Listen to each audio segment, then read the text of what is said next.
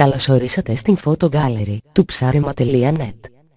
Στο βίντεο αυτό θα σας δείξουμε πώς να ανεβάζετε και τις δικές σας φωτογραφίες από τα ψαρέματά σας.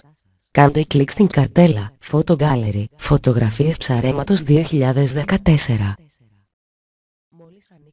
Μόλις ανοίξει η σελίδα, κάντε κλικ στο κουμπί αναζήτηση και βρείτε την εικόνα σας από τα αρχεία του υπολογιστή σας. Μόλις βρείτε την εικόνα που σας ενδιαφέρει, κάντε κλικ το κουμπί άνοιγμα. Μπορείτε να γράψετε ένα κείμενο για την εικόνα σας, έτσι ώστε να εμφανίζεται στην γκαλερί μας. Όταν είστε έτοιμοι, κάντε κλικ το κουμπί με την ένδειξη «Ανέβασε την εικόνα σου» πατώντας εδώ.